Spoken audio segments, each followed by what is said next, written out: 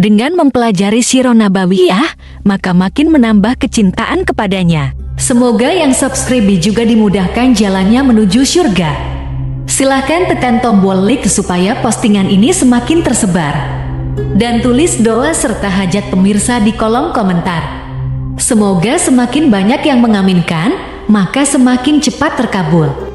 Nabi Sulaiman alaihi salam adalah manusia terkaya sepanjang sejarah kehidupan manusia di muka bumi. Dalam beberapa kitab suci seperti Al-Quran, Alkitab, dan Injil, Nabi Sulaiman alaihi salam dijelaskan sebagai manusia terkaya yang pernah hidup di muka bumi. Tidak ada satupun manusia yang bisa mengalahkan total kekayaannya hingga hari kiamat tiba.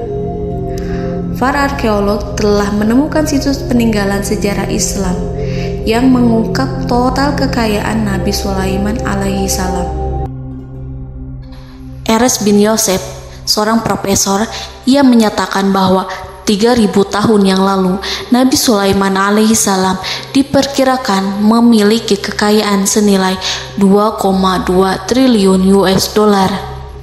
Dan bila dikonversikan dengan nilai mata uang dolar hari ini, jika dirupiahkan, maka nilainya setara dengan 32.891.870 triliun rupiah. Profesor tersebut juga menjelaskan bahwa kekayaan Nabi Sulaiman alaihi salam berasal dari dua sumber, yakni istana kerajaan dan tambang tembaga.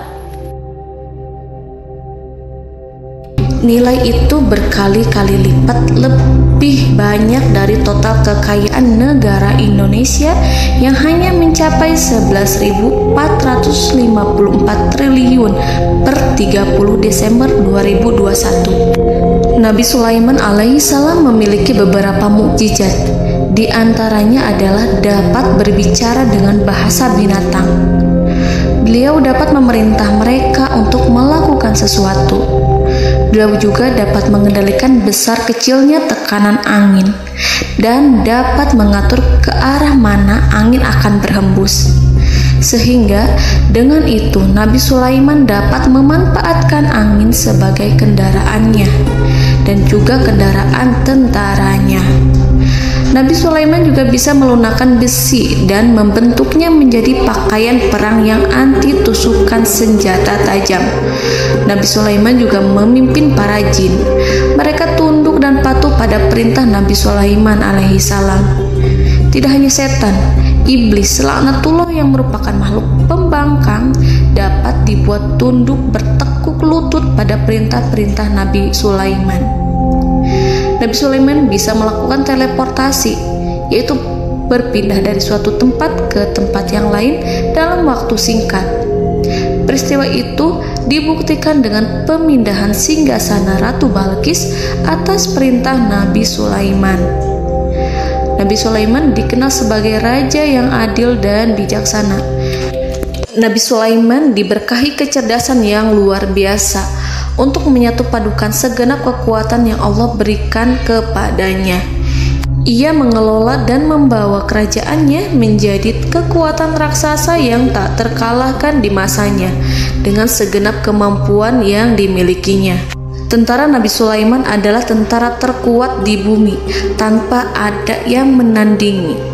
Pertanyaan mendasar yang muncul kali ini adalah dari mana sumber kekayaan dan kekuatan Nabi Sulaiman alaihi salam?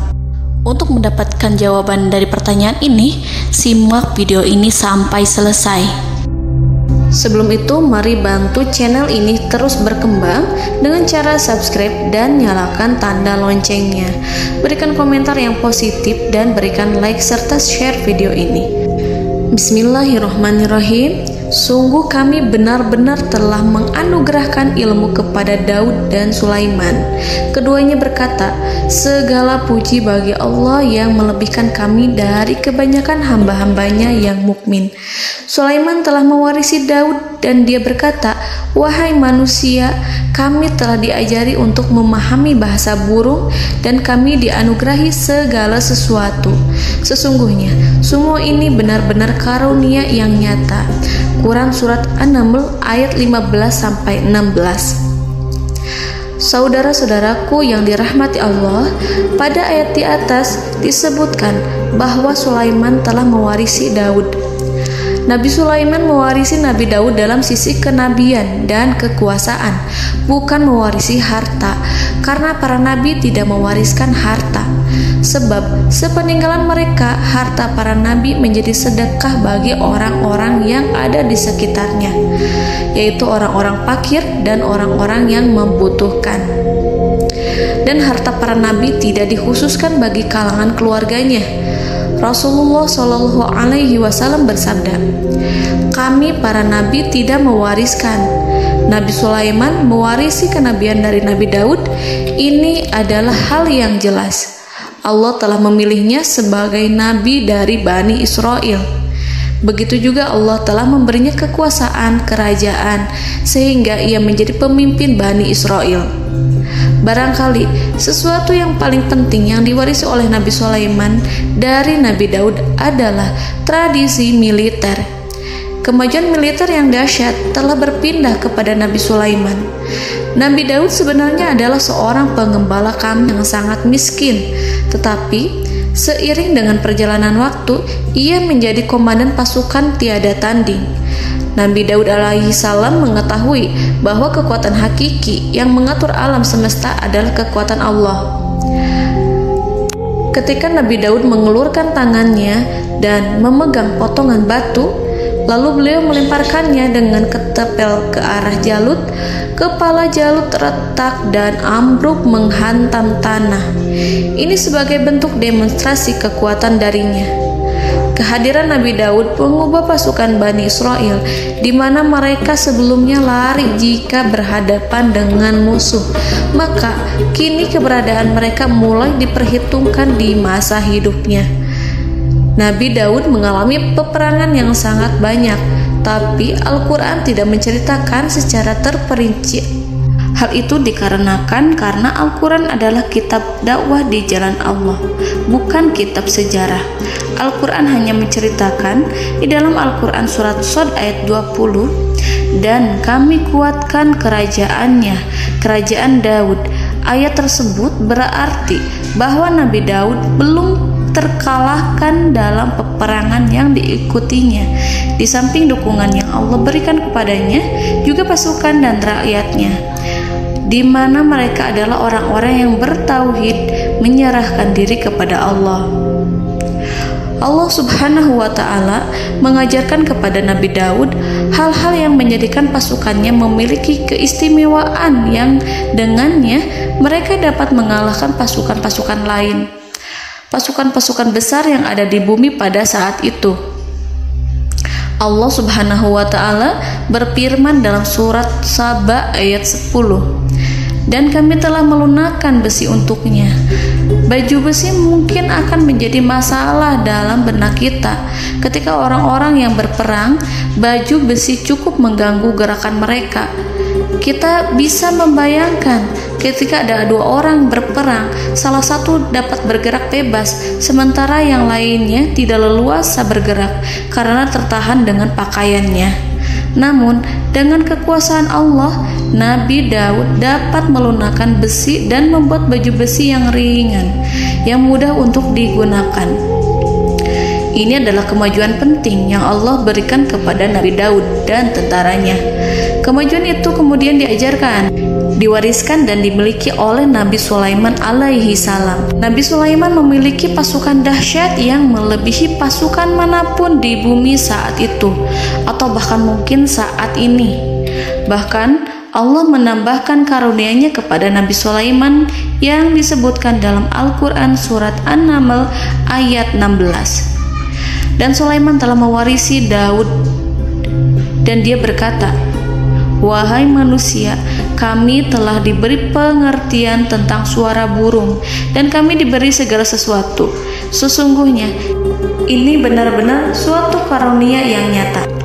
Saudara-saudaraku yang dirahmati Allah, pada suatu hari Nabi Sulaiman alaihi salam menengadahkan tangannya dan berdoa kepada Allah Subhanahu wa ta'ala. Antara hati Nabi dan Allah tidak ada penghalang, tidak ada jarak, tidak ada sekatan waktu, tidak ada satupun dari para nabi yang berdoa kepada Allah kecuali doanya pasti dikabulkan. Doa Nabi Sulaiman alaihi salam direkam dalam Al-Quran surat Shad ayat 35.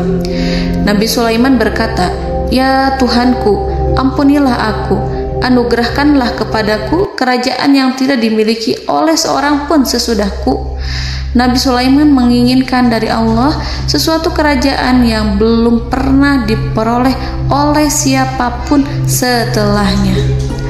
Allah Subhanahu wa ta'ala mengabulkan doa Nabi Sulaiman dan memberinya kerajaan tersebut. Nabi Sulaiman mewarisi kekuasaan, kenabian, hikmah ilmu dari Nabi Daud alaihi salam. Orang-orang menyebut Nabi Sulaiman Al-Hakim, Sulaiman yang bijaksana. Kebijaksanaan Nabi Sulaiman tidak terbatas pada keadilannya di tengah-tengah manusia dan juga kasih sayangnya kepada mereka. Namun, kebijaksanaan Nabi Sulaiman juga berlaku di kalangan burung dan binatang lainnya. Nabi Daud juga mengenal bahasa burung, tetapi Nabi Sulaiman dapat berbicara dengan bahasa burung. Bahkan, ia dapat menggantikannya sebagai pembantunya.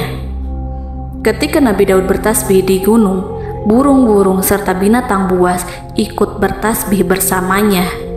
Bahkan angin pun berhenti untuk mendengarkan tasbih itu. Sedangkan Nabi Sulaiman alaihi salam, Allah Subhanahu wa ta'ala memberinya karunia lebih dari itu, di mana binatang-binatang buas tunduk padanya, begitu juga angin dan burung. Saudara-saudaraku yang dirahmati Allah, Nabi Sulaiman alaihi salam mampu mendengarkan bisikan semut yang berbicara kepada sesama mereka. Bahkan, ia mampu memerintahkan semut tersebut sehingga semut itu menjadi taat pada perintahnya. Pasukan Nabi Sulaiman memiliki kekuatan yang sangat dahsyat. Belum pernah ada di dunia ini satu pasukan pun yang memiliki kekuatan seperti itu. Kekuatan Nabi Sulaiman berasal dari beberapa kombinasi yang sangat mengagumkan, sehingga karenanya ia tidak dapat tertandingi. Kekuatan itu terdiri dari manusia, binatang-binatang, jin, dan lain sebagainya. Kita mengetahui bahwa jin adalah makhluk Allah dan manusia tidak mampu melihatnya atau menghadirkannya atau meminta pertolongan kepadanya. Sedangkan Nabi Sulaiman telah diberi Allah suatu kemampuan untuk menundukkan jin, mempekerjakan mereka sebagai tentara di tengah-tengah peperangan. Bahkan ia mampu menjadikan mereka sebagai pekerja-pekerja kasar di kerajaannya saat tidak ada peperangan. Oleh sebab itu, ketika ada pasukan lain yang mencoba melawan pasukan Nabi Sulaiman, mustahil mereka akan mendapatkan kemenangan. Bahkan pasukan Nabi Sulaiman diperkuat oleh pasukan burung. Burung di pasukan Nabi Sulaiman memerankan tugas penting, yaitu menjadi agen intelijen. Kita mengetahui bahwa peranan informasi saat peperangan adalah hal yang penting. Dari informasi tersebut, pasukan dapat mengetahui keadaan lawannya. Demikianlah peranan burung pada pasukan Sulaiman. Ia terbang di tengah-tengah musuh.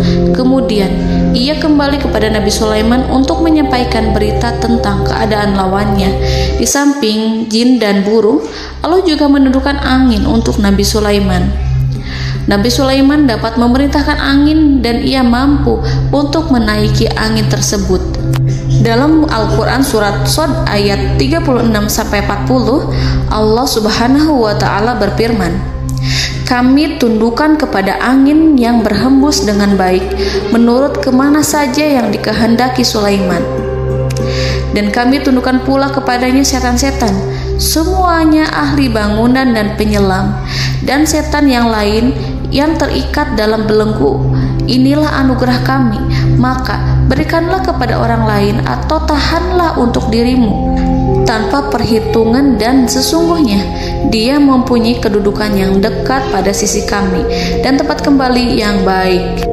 Saudara-saudaraku yang dirahmati Allah, Allah Subhanahu wa Ta'ala juga memberikan kemampuan yang tak seorang pun dari para nabi mendapatkannya, yaitu kemampuan untuk memerintah setan. Setan adalah salah satu bagian dari jin. Ia adalah kelompok yang celaka dari bangsa jin. Kelompok ini sebenarnya tidak mampu dikuasai oleh manusia. Bahkan jin yang soleh tidak dapat mengatur setan. Adapun Nabi Sulaiman, Allah telah memberinya kekuasaan untuk menundukkan setan dan mempekerjakannya, bahkan mengikatnya dengan rantai serta menghukumnya jika ia menentang pada perintahnya. Setan membangun untuk Sulaiman istana-istana, patung-patung dan alat-alat perang.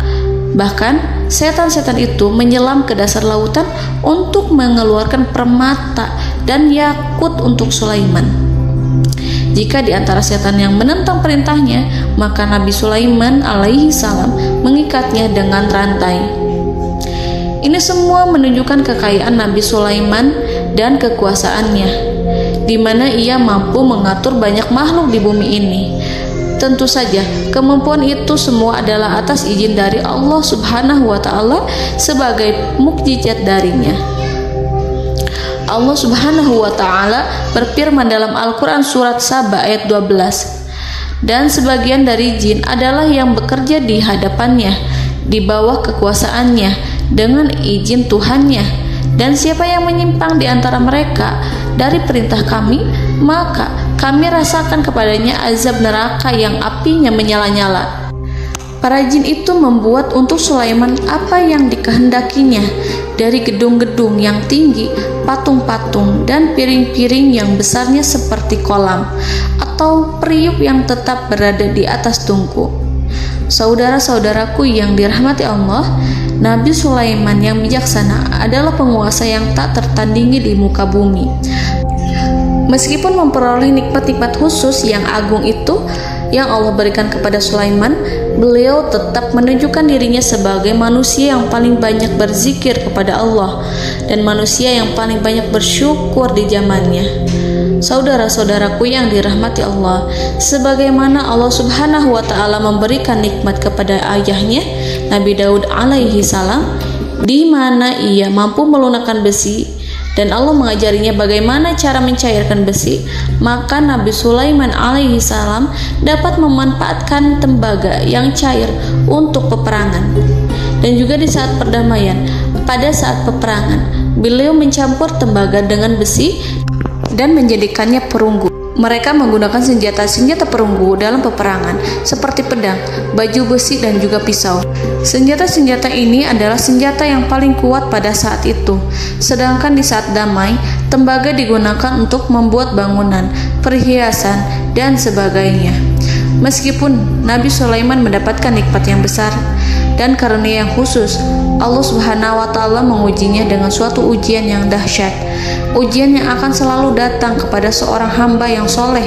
Ketika hamba itu mendapatkan kedudukan besar, maka ujiannya pun menjadi besar. Allah Subhanahu wa Ta'ala menguji Nabi Sulaiman dengan penyakit. Diceritakan oleh Fahru Roji, Nabi Sulaiman diuji dengan suatu penyakit yang keras, di mana kedokteran saat itu tidak dapat dan tidak mampu mengatasinya. Sakitnya Nabi Sulaiman sangat keras sehingga para dokter dari kalangan manusia ataupun jin tidak mampu menghilangkan penyakit itu.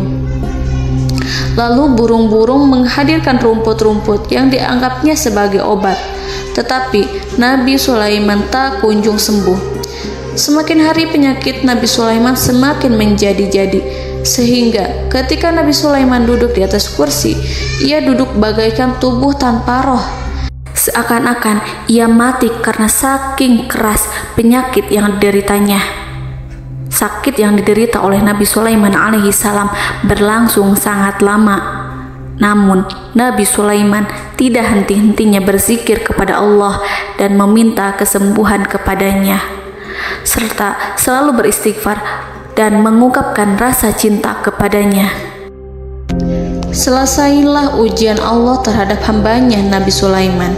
Beliau pun sembuh Nabi Sulaiman merasakan kembali kesehatannya setelah ia mengetahui segala kejayaan dan segala kekuasaan serta segala kebesarannya tidak lagi mampu menghilangkan penyakit yang dideritanya kecuali jika Allah menghendaki. Saudara-saudaraku yang dirahmati Allah, Nabi Sulaiman telah membangun tempat ibadah, tempat sujud, sehingga manusia menyembah Allah di dalamnya. Orang-orang yang membangunnya berjumlah puluhan ribu orang. Tentu setiap kelompok dari mereka memiliki pekerjaan masing-masing. Di antara mereka ada yang mencairkan tembaga, di antara mereka ada yang tukang pahat, ada yang tukang ukir, ada yang membelah batu, ada yang memotong kayu, ada yang mendatangkan rumput-rumput dari Libanon, ada yang mendatangkan emas dan menjadikannya lempengan-lempengan yang mengkilat untuk menutupi kayu serta untuk melapisi dinding-dinding. Bahkan golongan jin pun membantu membangun tempat tersebut, tentu dengan perintah dan bimbingan Nabi Sulaiman. Mereka membuat patung-patung yang besar, membuat bejana yang besar untuk tempat makan para tentara dan pekerja, yaitu bejana seperti gunung. Karena saking berat dan besarnya, mereka juga membuat tempat-tempat minum yang besarnya seperti kolam. Nabi Sulaiman mengawasi para pekerjanya dan juga mengurusi masyarakatnya, di mana beliau mengenali problem mereka dan berusaha memecahkannya. Beliau juga mengawasi pasukan dari kalangan binatang dan burung. Beliau mengetahui apabila ada satu di antara mereka yang tidak datang, kemana ia pergi serta mengapa ia pergi. Nabi Sulaiman menguasai pengetahuan itu semua. Nabi Sulaiman bukan hanya mengetahui problem tentara-tentaranya dari kalangan manusia ataupun tentaranya dari kalangan burung, namun ia juga menunjukkan kasih sayang terhadap semut, di mana beliau mendengar bisikannya dan tidak suka untuk menginjaknya. Nabi Sulaiman selalu menundukkan kepalanya ke bumi sebagai bentuk rasa rendah diri dan syukur kepada Allah. Pada suatu hari, Nabi Sulaiman alaihi salam berjalan di depan tentaranya dan tiba-tiba ia mendengar suara semut yang berkata kepada temannya dari kalangan semut. Hal itu terekam dalam Al-Quran surat An-Naml ayat 18-19. Wahai semut-semut, masuklah ke dalam sarang-sarangmu agar kamu tidak terinjak oleh Sulaiman dan tentaranya, sedangkan mereka tidak menyadarinya. Nabi Sulaiman alaihi salam tersenyum mendengar itu dan ia berdoa, "Ya Allah, ya Tuhanku, berilah aku ilham untuk tetap mensyukuri nikmat-Mu yang telah Engkau anugerahkan kepadaku dan kepada kedua orang ibu bapakku, dan untuk mengerjakan amal soleh yang Kau ridhoi, dan masukkanlah aku ke dalam rahmat-Mu, ke dalam golongan hamba-hamba-Mu yang soleh." Saudara-saudaraku yang dirahmati Allah, meskipun Nabi Sulaiman mendapatkan kekuasaan dan memiliki tentara yang besar, namun beliau menunjukkan kasih sayang terhadap bangsa semut. Beliau mendengarkan bisikannya dan melihat semut yang ada di depannya. Oleh karena itu, tak mungkin baginya untuk menginjak golongan semut itu. Nabi Sulaiman bersyukur kepada Allah telah memberinya nikmat, yaitu nikmat rahmat dan kasih sayang. Di samping itu, Nabi Sulaiman alaihi salam adalah orang paling kaya di dunia. Istananya terbuat dari kayu gaharu yang memiliki wangi harum. Istananya terbuat dari emas yang terkadang dari kristal. Beliau juga memiliki kursi besar yang terbuat dari emas dan permata. Istana Nabi Sulaiman merupakan istana yang paling besar di dunia. Nabi Sulaiman menggunakan pakaian dari emas dan permata. Meskipun demikian, Nabi Sulaiman tetap menunjukkan sebagai hamba yang berserah diri dan rendah diri di hadapan Allah Subhanahu wa Ta'ala. Nabi Sulaiman yang merendahkan diri di hadapan Allah, ia selalu sujud kepada Allah, sebagaimana ayahnya yang selalu bertasbih pada Allah. Nabi Sulaiman selalu melantunkan lagu-lagu cinta ilahi dan hanya memuji Allah Subhanahu wa Ta'ala. Pada suatu hari, Nabi Sulaiman alaihi salam mengeluarkan perintah kepada pasukannya untuk bersiap-siap. Kemudian, Nabi Sulaiman keluar dan memeriksa pasukannya satu demi satu. Kelompok yang pertama adalah kelompok manusia. Nabi Sulaiman memperhatikan kesiapan mereka. Lalu Nabi Sulaiman mengeluarkan perintah-perintah kepada mereka. Kemudian Nabi Sulaiman memeriksa kelompok jin dan menyampaikan perintahnya kepada mereka. Beliau memenjarakan jin yang tampak bermalas-malasan saat bekerja. Lalu beliau memeriksa binatang dan berkata kepada mereka, apakah mereka sudah makan dengan baik? Apakah mereka tidur dengan nyenyak? Apakah ada yang mengadu pada mereka, misalkan karena penyediaan makanan yang tidak layak? Apakah ada di sana yang sakit dan lain sebagainya? Ketika Nabi Sulaiman merasa puas dengan semuanya, Nabi Sulaiman memasuki tenda tempat berkumpulnya para burung. Nabi Sulaiman alaihissalam kemudian memasuki tenda tersebut, mengamati keadaan di sekitarnya, sehingga beliau mengetahui bahwa ada satu burung yang tidak hadir, yaitu burung hudhud. Mengapa aku tidak melihat burung hudhud? Burung-burung yang lain tampak terdiam sebagai penghormatan, dan mereka mendengarkan apa yang akan dikatakan pemimpin mereka. Nabi Sulaiman mengarahkan pandangannya pada semua burung dan tidak menemukan burung hudhud di antara mereka. Tak seekor burung pun yang mengetahui keberadaannya. Burung hudhud absen pada apel wajib kali ini. Nabi Sulaiman mulai menampakkan kemarahannya. Tiba-tiba, seekor burung kecil memberanikan diri untuk berkata kepada Nabi Sulaiman, "Wahai Nabi yang mulia, seharusnya hudhud ada bersamaku kemarin untuk melaksanakan tugas penyelidikan. Ia adalah pemimpin misi itu. Namun, burung hudhud belum datang. Oleh karena itu, aku tidak pergi bersamanya." Burung itu tampak gemetar. Nabi Sulaiman mengetahui bahwa hudhud tidak hadir dan tak seorang pun mengetahui kemana ia pergi. Burung hudhud pergi tanpa izin terlebih dahulu. Dalam keadaan marah, Nabi Sulaiman berkata, "Sungguh aku benar-benar akan mengazabnya dengan azab yang sangat keras atau benar-benar menyembelihnya, kecuali jika ia benar-benar datang kepadaku dengan alasan yang jelas."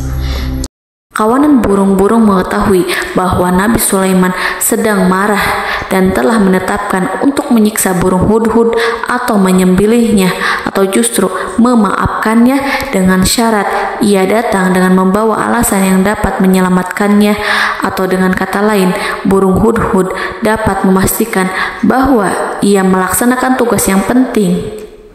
Nabi Sulaiman menunjukkan kemarahan yang besar sehingga siapapun akan merasa takut kepada Nabi Sulaiman yang marah. Nabi Sulaiman kemudian pergi dari tempat burung tersebut. Nabi Sulaiman masih memikirkan keadaan burung hudhud. Seharusnya burung hudhud menjadi bagian penting dari badan intelijen. Apakah ia pergi untuk menyingkap suatu, atau apakah ia pergi hanya untuk bermain-main?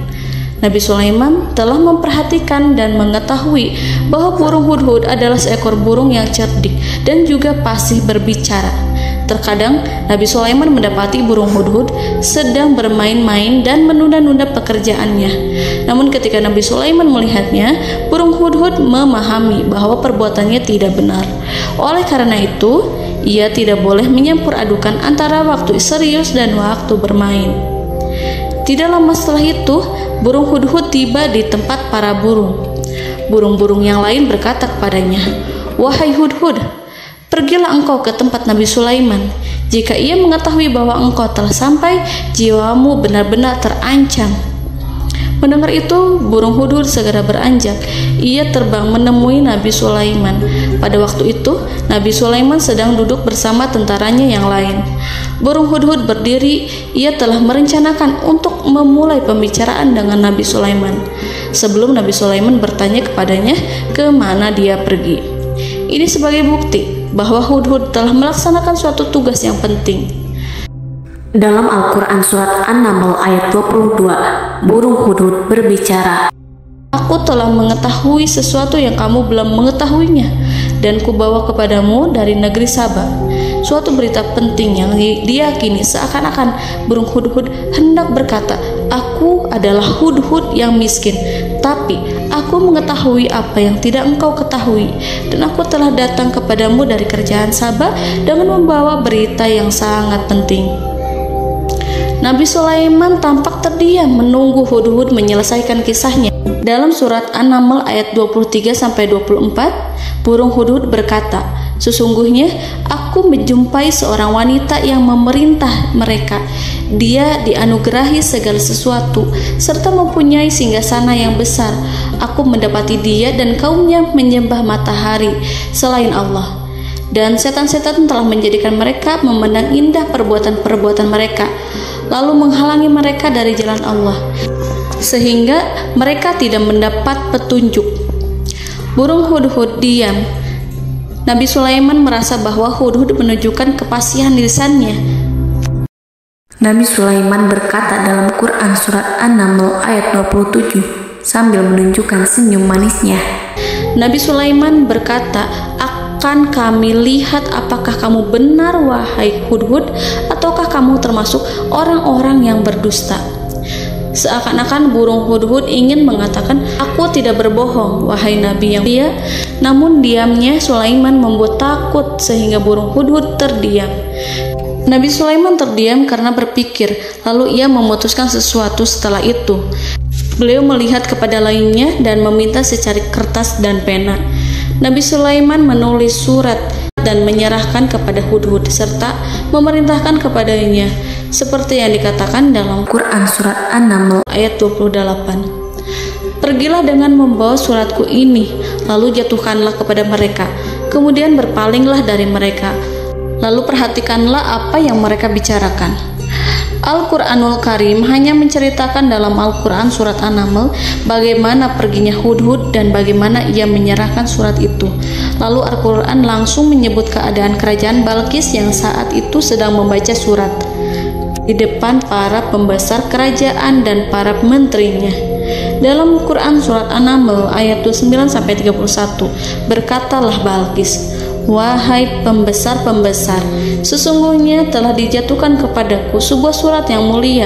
Sesungguhnya surat ini dari Sulaiman, dan sesungguhnya isinya dengan menyebut nama Allah yang Maha Pengasih lagi Maha Penyayang, bahwa janganlah kalian berlaku sombong terhadapku dan datanglah kepadaku sebagai orang-orang yang berserah diri." Saudara-saudaraku yang dirahmati Allah, dalam surat tersebut Nabi Sulaiman menyebutkan supaya mereka menyerahkan diri dan tunduk kepada perintah Nabi Sulaiman. Nabi Sulaiman memerintahkan agar mereka meninggalkan penyembahan terhadap matahari. Nabi Sulaiman tidak mempersoalkan akidah mereka dan tidak memuaskan mereka dengan apapun. Nabi Sulaiman hanya memerintahkan bahwa ia berada di atas kebenaran. Bukankah ia didukung kekuatan yang berlandaskan keyakinan yang dimilikinya? Nabi Sulaiman hanya memerintahkan mereka agar tunduk dan patuh kepadanya. Ratu Sabak menyampaikan surat tersebut di tengah-tengah kaumnya. Dalam Quran surat An-Naml ayat 32 dijelaskan, "Dan berkatalah Balqis, wahai para pembesar, berilah aku pertimbangan dalam urusanku ini. Aku tidak pernah memutuskan sesuatu persoalan sebelum kamu berada dalam majelisku." Saudara-saudaraku yang dirahmati Allah, para pembesar istana Balqis menentang surat tersebut. Isi surat itu membangkitkan kesombongan kaum Sabak, di mana mereka merasa lebih kuat. Mereka mengetahui bahwa di sana ada seorang yang mencoba menentang mereka dan mengisyaratkan peperangan kepada mereka. Lalu ia meminta kepada mereka untuk memenuhi syarat-syaratnya sebelum terjadinya peperangan dan kekalahan. Dalam surat An-Naml ayat 33, mereka menjawab, "Kita adalah orang-orang yang memiliki kekuatan dan juga memiliki keberanian yang sangat besar dalam peperangan, dan keputusan berada di tanganmu, wahai ratuku. Maka pertimbangkanlah apa yang akan kamu perintahkan." Saudara-saudaraku yang dirahmati Allah, para pembesar kaum Sabak seakan ingin berkata, "Kita siap untuk melaksanakan perang." Tampaknya ratu itu memiliki kebijakan yang lebih baik dari pembesar kaumnya. Surat Sulaiman itu membuatnya berpikir lebih jernih dan lebih berhati-hati. Ia berusaha sebisa mungkin menghindari peperangan. Ratu itu berpikir dalam tempo yang lama. Nama Sulaiman tidak diketahuinya dan ia pun belum pernah mendengarnya. Oleh karena itu, Ratu kaum Saba tidak mampu mengetahui dan mendeteksi seberapa besar kekuatan Nabi Sulaiman. Boleh jadi Nabi Sulaiman memiliki kekuatan yang dahsyat, sehingga ia mampu memerangi kekuasaannya dan mengalahkannya. Kemudian Ratu memperhatikan apa yang ada di sekelilingnya. Ia melihat kemajuan masyarakatnya dan juga kekayaannya. Barangkali ia mengira bahwa Nabi Sulaiman iri terhadap kemajuan dan kekayaannya itu, sehingga Nabi Sulaiman ingin menyerangnya. Setelah mempertimbangkan isi surat Nabi Sulaiman dengan cermat, Ratu Saba memilih untuk tidak bersikap ceroboh dan bodoh. Ratu lebih suka untuk menggunakan bahasa kelembutan. Ia mengirim kepada Nabi Sulaiman suatu hadiah yang besar. Ratu mengira bahwa Nabi Sulaiman seorang yang ambisius, yang boleh jadi ia telah mendengar tentang kekayaan kerajaan Saba. Para utusan pergi dengan membawa hadiah dari Ratu Saba. Ratu berharap agar mereka dapat memasuki kerajaan Nabi Sulaiman dan akan mengetahui kondisi kerajaannya. Saat mereka pulang, Ratu ingin mendengar secara langsung dari mereka tentang bagaimana keadaan kaum Nabi Sulaiman dan pasukannya. Setelah mendapatkan informasi yang cukup, maka Ratu Balqis dapat membuat sesuatu keputusan yang tepat. Ratu menyembunyikan apa yang terlintas dalam pikirannya, lalu ia berbicara kepada pembesar istananya bahwa ia dapat menyingkap niat jahat Raja Sulaiman melalui cara mengirimkan hadiah kepadanya. Ratu lebih memilih cara tersebut dan menunggu reaksi dari Nabi Sulaiman. Ratu berhasil memuaskan para pembesar istana, dan untuk sementara ia menghilangkan ide untuk berperang. Karena para raja jika menyerang suatu desa, maka pemimpin desa tersebut adalah orang yang paling banyak mendapatkan kehinaan. Akhirnya, para pembesar kaumnya merasa puas dengan pikiran Ratu Balqis. Saudara-saudaraku yang dirahmati Allah, dalam surat An-Naml ayat 34-35 dijelaskan, Ratu Balqis berkata, "Sesungguhnya raja-raja apabila memasuki suatu negeri, niscaya mereka akan membinasakannya dan menjadikan penduduknya yang mulia menjadi hina, dan demikian pula lah yang akan mereka perbuat. Dan sesungguhnya aku akan mengirim utusan kepada mereka dengan membawa hadiah, dan aku akan menunggu apa yang akan dibawa kembali oleh utusan itu."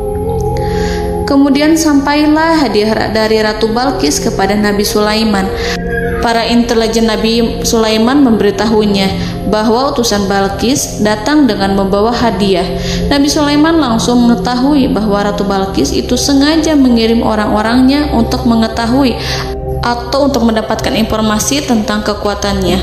Lalu setelah itu ia akan mengambil keputusan atau mengambil sikap kepada kerajaan Sulaiman. Nabi Sulaiman segera memanggil semua pasukannya untuk berkumpul. Utusan Balqis segera memasuki istana Nabi yang dipenuhi dengan pasukan yang besar bersenjata. Melihat itu, utusan Ratu Balqis tercengang dan terkejut ketika mereka melihat kekayaan yang mereka bawa tidak ada apa-apanya dibandingkan dengan kerajaan Nabi Sulaiman. Hadiah mereka tampak tidak berarti. Emas yang mereka bawa tampak tidak memiliki makna saat mereka memasuki istana Nabi Sulaiman yang terbuat dari kayu-kayu pohon gaharu yang mengeluarkan bau yang harum serta dihiasi dengan emas permata. Para utusan Ratu Balqis berdiri bersama Nabi Sulaiman dan menyaksikan bagaimana Nabi Sulaiman mengendalikan pasukannya. Kemudian mereka mulai berpikir tentang kekuatan dan kualitas pasukan Nabi Sulaiman. Betapa kagetnya mereka ketika melihat di tengah-tengah pasukan itu terdapat singa, burung, dan tentara dari kalangan manusia yang mampu terbang. Mereka pun sadar bahwa mereka di hadapan pasukan yang tiada tandingannya. Selesailah demonstrasi pasukan Nabi Sulaiman. Kemudian para utusan ratu dipersilahkan maju ke tempat hidangan makanan. Para utusan itu sangat terkejut ketika melihat berbagai macam makanan dari penjuru dunia ada di depannya. dan di antara makanan itu terdapat pula makanan yang biasa ditemukan di negeri mereka. Tetapi mereka melihat bahwa makanan itu memiliki rasa yang lebih istimewa. Selain itu, piring-piring yang ada di terbuat dari emas, dan mereka dilayani oleh laki-laki yang berhias dengan emas.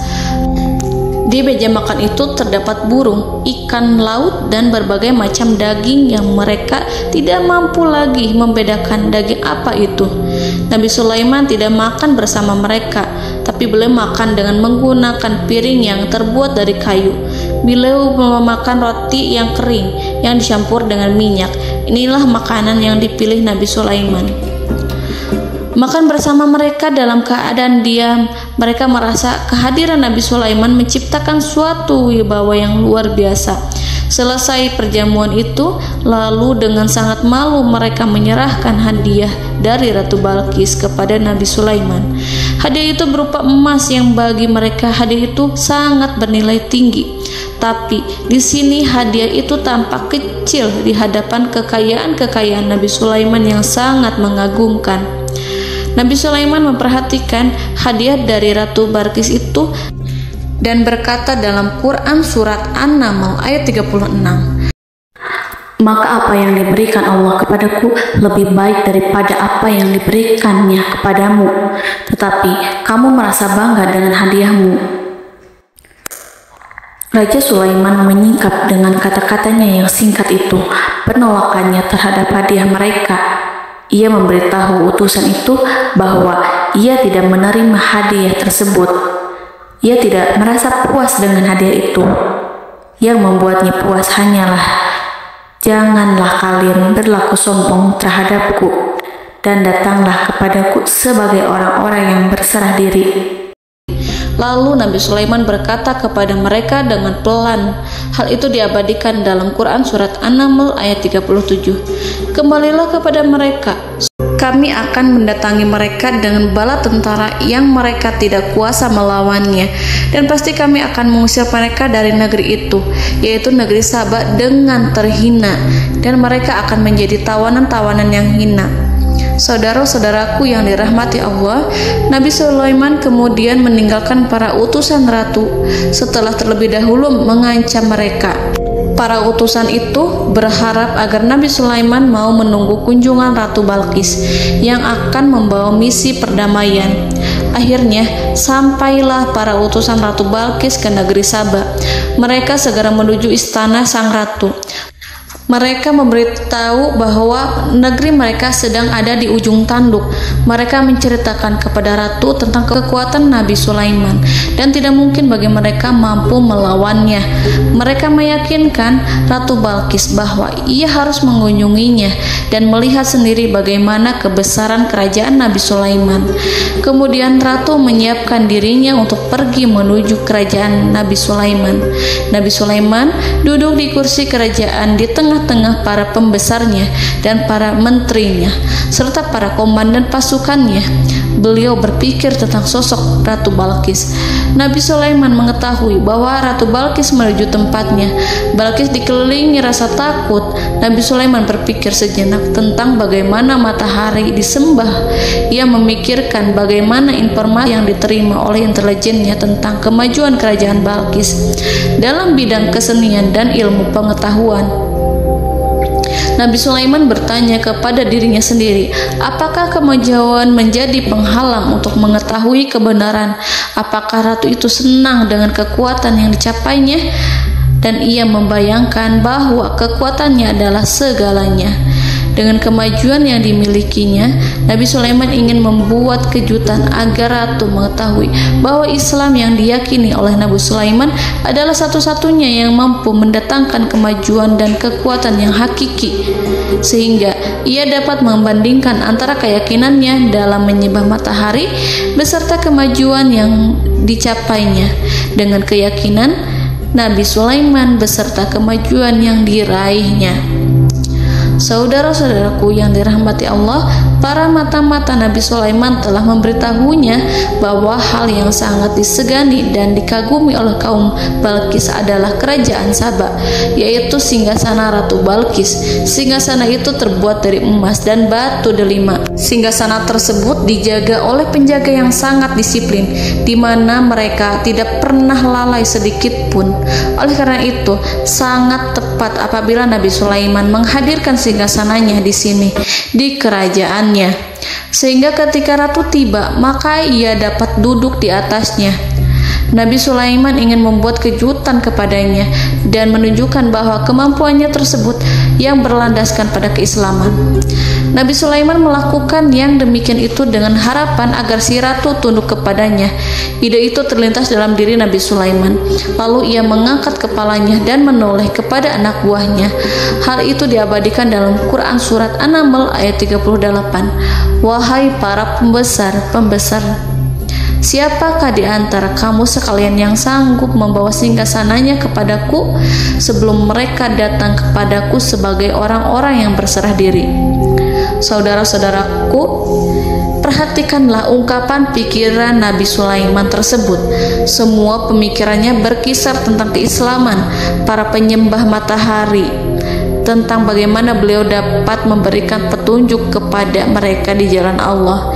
Yang pertama menjawab pertanyaan Nabi Sulaiman adalah jin Ifrit. Dalam Quran surat An-Naml ayat 39, berkatalah Ifrit yang cerdik dari golongan jin, aku akan datang kepadamu dengan membawa singgasana itu sebelum kamu berdiri dari tempat dudukmu. Sesungguhnya aku benar-benar kuat untuk membawanya, lagi dapat dipercaya.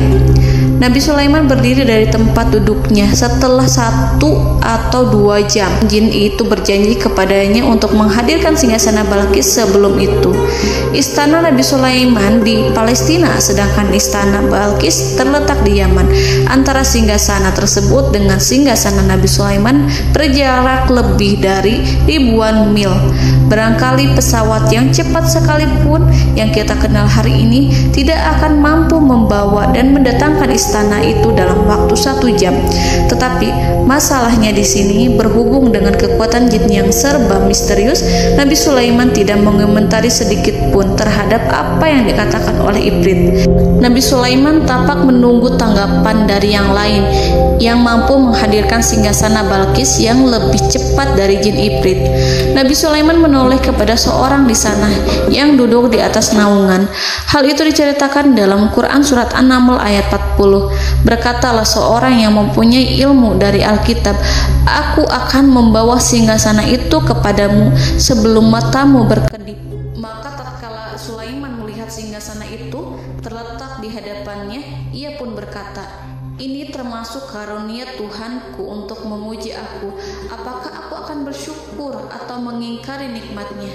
Dan barang siapa yang bersyukur, maka sesungguhnya dia bersyukur untuk kebaikan dirinya sendiri.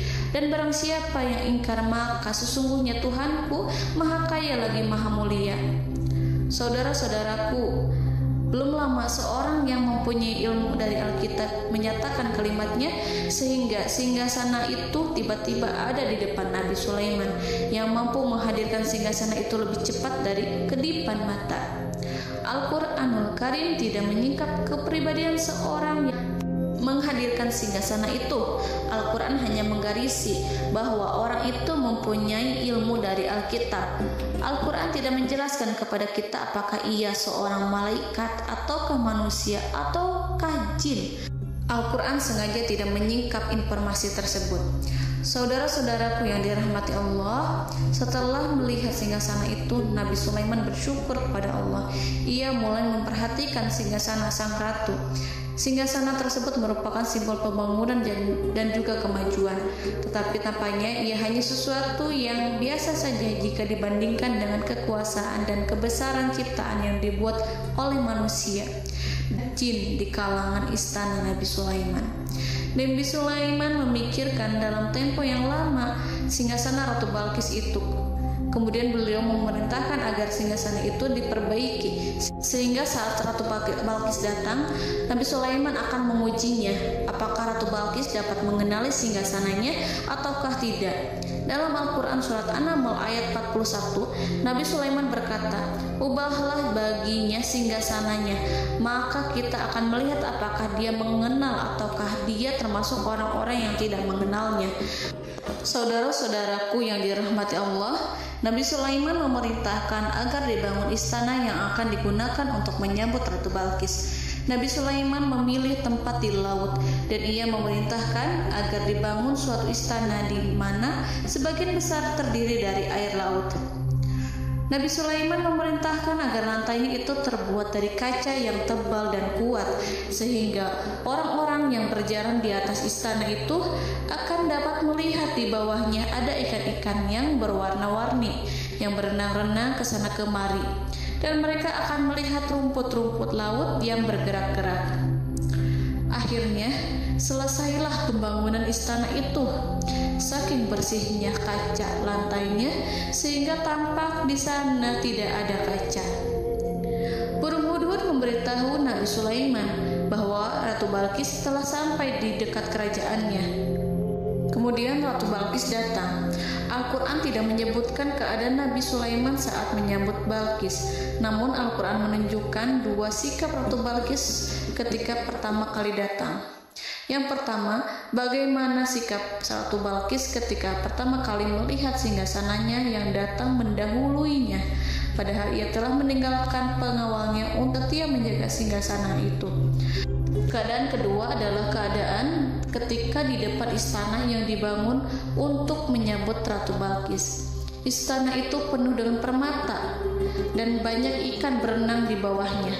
Dalam Quran surat An-Naml ayat 42 dijelaskan, dan ketika Balkis datang, ditanyakanlah kepadanya, "Serupa inikah singgasanamu?" Balkis menjawab, "Seakan-akan singgasana ini adalah singgasanaku. Kami telah diberi pengetahuan sebelumnya dan kami adalah orang-orang yang berserah diri."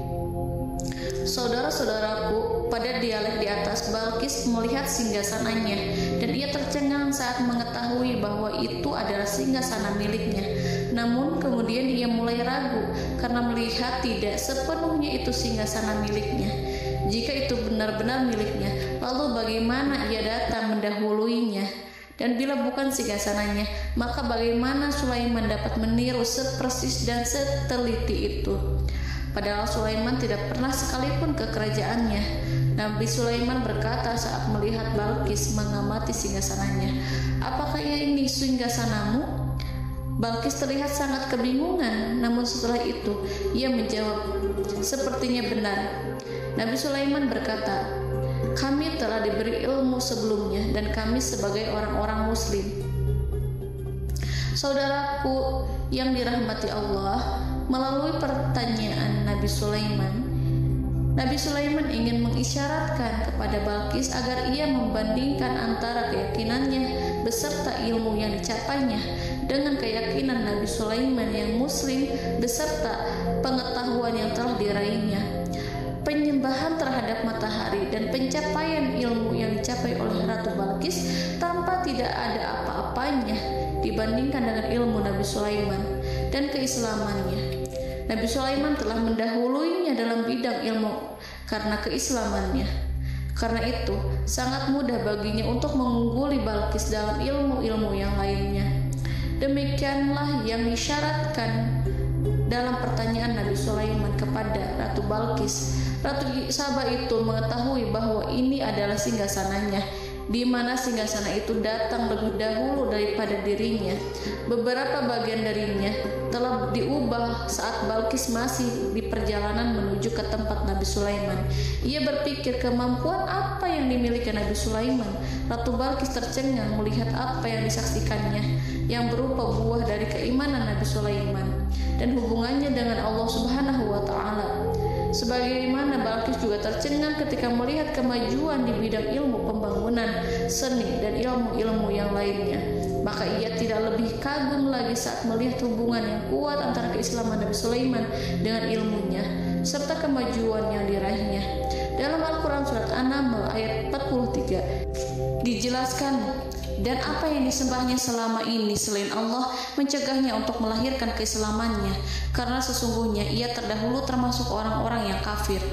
Saudara-saudaraku yang dirahmati Allah, bergoncanglah dalam benak Balqis ribuan hal ketika melihat keyakinan kaumnya runtuh di hadapan Nabi Sulaiman. Ia menyadari matahari yang disembahnya hanya merupakan ciptaan Allah, dan Allah lah yang menggerakkannya untuk hamba-hambanya. Lalu terbitlah matahari kebenaran dalam dirinya. Hatinya diterangi oleh cahaya baru yang tidak akan tenggelam seperti tenggelamnya matahari. Masa keislamannya hanya menunggu waktu. Ratu Balqis memilih waktu yang tepat untuk mengumumkan keislamannya. Allah Subhanahu wa Ta'ala berfirman dalam Quran surat An-Naml ayat 44. Dikatakan kepadanya, masuklah ke dalam istana. Maka tatkala ia melihat lantai istana itu, dikiranya kolam air yang besar dan disingkapnya dua betisnya. Berkatalah Sulaiman, sesungguhnya ia adalah istana licin yang terbuat dari kaca. Berkatalah Balqis, wahai Tuhanku, sesungguhnya aku telah berbuat zalim terhadap diriku, dan aku berserah diri bersama Sulaiman kepada Allah Tuhan semesta alam. Saudara-saudaraku yang dirahmati Allah, dikatakan kepada Balqis, masuklah ke dalam istana. Ketika ia masuk, maka ia tidak menyaksikan adanya kaca, tetapi ia melihat air, sehingga ia mengira akan bersinggungan dengan air. Lalu ia menyingkapkan sedikit bajunya agar bajunya itu tidak basah. Nabi Sulaiman mengingatkannya tanpa melihatnya agar ia tidak khawatir terhadap pakaiannya, karena pakaiannya tidak akan basah sebab di sana tidak ada air. Itu sekedar kaca yang halus, yang saking halusnya sehingga ia tidak tampak. Pada kesempatan itulah Balqis mengumumkan keislamannya yang mengakui kelalimannya, dan ia menyatakan menyerahkan diri kepada Nabi Sulaiman dan kepada Allah Tuhan semesta alam. Lalu kaumnya pun mengikutinya dan mereka memeluk Islam. Balqis menyadari ia berhadapan dengan penguasa yang terbesar di bumi dan Nabi Allah yang mulia. Untuk pertama kalinya, wajah Sulaiman tampak dihiasi dengan senyuman yang menunjukkan kepuasannya sejak Balqis mengunjunginya. Demikianlah Nabi Sulaiman mewujudkan kejayaannya yang hakiki dan menyebarkan cahaya Islam di muka bumi. Saudara-saudaraku, Al-Quran tidak menyebutkan kisah Balqis setelah keislamannya. Para ahli tafsir mengatakan bahwa ia menikah dengan Nabi Sulaiman. Selain itu, ada yang mengatakan bahwa ia menikah dengan salah satu orang dekat Nabi Sulaiman. Ada juga yang mengatakan bahwa sebagian Raja Habasyah adalah keturunan dari buah perkawinan ini. Wallahu a'lam bishawab. Saudara-saudaraku yang dirahmati Allah, Nabi Sulaiman hidup di tengah-tengah kejayaan dan kemuliaan di bumi. Kemudian Allah menetapkan kematian untuknya, sebagaimana kehidupan Sulaiman berada di puncak kemuliaan dan kejayaan yang penuh dengan keajaiban yang luar biasa. Maka kematiannya pun merupakan tanda-tanda kebesaran Allah yang penuh dengan keajaiban. Demikianlah bahwa kematiannya sesuai dengan kehidupannya, sesuai dengan kejayaannya. Allah berfirman tentang kematian Sulaiman di dalam Al-Quran surat Saba ayat 14. Maka tatkala kami telah menetapkan kematian Nabi Sulaiman, tidak ada yang menunjukkan kepada mereka kematiannya itu kecuali rayap yang memakan tongkatnya. Maka tatkala ia telah tersungkur, tahulah jin bahwa kalau sekiranya mereka mengetahui yang gaib, tentulah mereka tidak akan tetap dalam siksa yang menghinakan. Saudara-saudaraku, kemampuan Nabi Sulaiman untuk menundukkan jin dan mempekerjakan mereka serta hubungan mereka dengan semua itu menimbulkan fitnah di tengah-tengah manusia dalam hal tertentu. Kematian Nabi Sulaiman merupakan batasan jawaban terhadap fitnah ini. Kami tidak mengetahui siapa yang mengklaim bahwa jin mengetahui hal yang gaib. Apakah itu setan yang terkutuk, atau jin yang bodoh, atau manusia yang tertipu? Kami tidak mengetahui siapa yang bertanggung jawab terhadap tersebarnya isu yang keliru ini. Yang kita ketahui adalah bahwa hal tersebut adalah mempengaruhi sebagian manusia dan jin.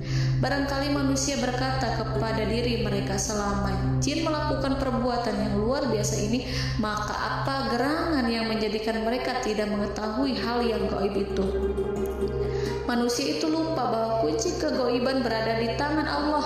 Masalah ilmu gaib tidak akan mampu dikuasai oleh jin dan manusia. Hanya Dia yang mengetahuinya, dan manusia diberitahu hanya sedikit sekali. Saudara-saudaraku yang dirahmati Allah, seakan-akan Allah telah merencanakan bahwa kematian Sulaiman bertujuan untuk menghancurkan pemikiran itu, yaitu pemikiran bahwa jin mengetahui hal-hal yang gaib. Jin bekerja untuk Nabi Sulaiman selama beliau hidup, dan tatkala beliau meninggal, maka tugas mereka menjadi bebas. Nabi Sulaiman meninggal tanpa diketahui oleh jin, sehingga mereka tetap bekerja untuk mereka, tetap mengabdi kepada Sulaiman.